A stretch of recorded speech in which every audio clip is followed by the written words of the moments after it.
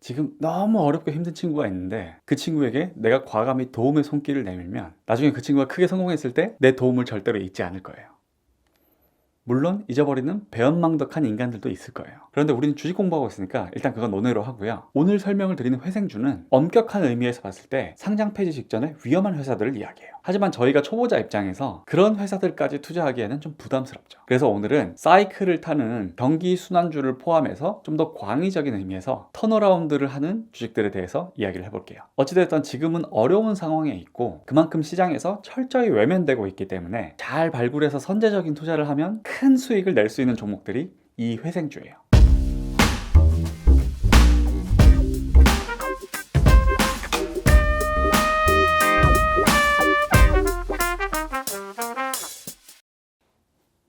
안녕하세요, 제이슨입니다.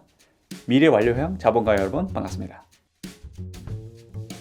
회생주 투자의 장점은 역시 수익률에 있어요. 제대로 맞췄을 경우에 상승의 폭이 굉장히 클 수 있어요. 이미 상황이 안 좋기 때문에 주가가 많이 하락해 있고 낮은 주가에서는 조금만 회복돼도 수익률이 크게 높아지기 때문이죠. 만약에 5만원 한 기업이 있다고 칠게요. 이 기업이 7만원으로 가격이 상승하게 되면 우리가 얻는 수익률은 40%가 되죠. 그런데 만약에 이 기업이 어려워져서 5만원 하던 주가가 3만원이 됐다고 치자고요. 우리가 이런 가격에 매수를 하게 되면 원래 가격인 5만원으로 돌아오기만 해도 66%의 수익을 낼 수가 있어요. 기대 수익률의 미묘한 매력이 여기에 있어요. 우리는 보통 상승점의 높이만 생각하는데 오히려 출발점, 매수가를 최대한 낮추는 게 더 많은 수익률을 취할 수가 있어요. 시장의 관심 측면에서도 그래요. 안 좋았다가 좋아지는 기업은 시장에서 존재하지 않던 관심이 새로 생겨나게 돼요. 이 새롭게 생겨나는 어텐션은 심리적인 영향으로 주가의 상승을 가속화시킬 수 있어요. 그래서 제대로 된 타이밍에 회생주 투자를 할 경우에는 성장주 못지않은 빠르고 큰 수익을 낼 수가 있어요.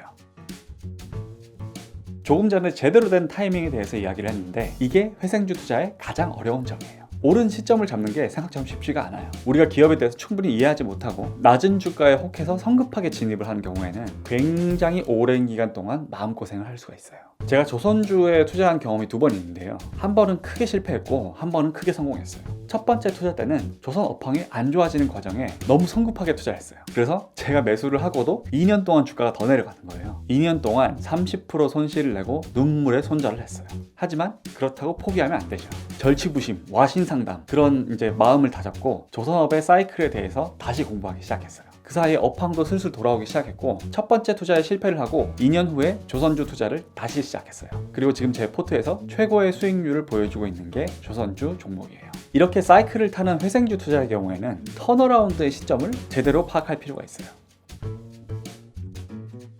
우리나라 기업들 중에서 업력이 긴 기업들은 이런 수출 위주의 사이클 산업이 많아요. 기업이 힘들어지는 이유와 기업이 다시 살아나는 이유를 이해하면 회생주에 투자하는데 도움이 돼요. 기업이 최종적으로 돈을 남기는 과정에는 3가지 알파벳이 작용하게 돼요. P, Q, C. P는 price, 기업이 파는 재화의 가격이고 Q는 quantity, 재화가 팔리는 판매량이에요. 그리고 C는 cost, 재화를 만들기 위해서 기업이 소모하는 비용이에요. 지금 어려운 상태에 있는 기업들은 이 PQC 중에서 하나 또는 하나 이상이 망가져 있는 경우가 대부분이에요. 현재 회사가 어려운 이유가 이 PQC 중에서 어떤 요소에 엮여 있는지 확인을 하고 반대로 이 요소가 개선되는 시점과 조건은 어떤 것인지 그 부분을 확인한 후에 투자 판단을 해야 돼요. 특히 사이클 산업에 투자할 때는 해당 재화의 수명 주기를 파악할 필요가 있어요. 재화의 성격과 수명에 따라서 산업 사이클도 달라지게 돼요. 반도체의 수명과 자동차의 수명은 달라요. 반도체의 업그레이드는 매해마다 진행이 되죠. 반면에 자동차는 한 번 사면 5년에서 10년은 타게 되죠. 한편 배의 경우는 20에서 30년 긴 수명을 가지기 때문에 조선업의 사이클은 훨씬 주기가 긴 편이에요.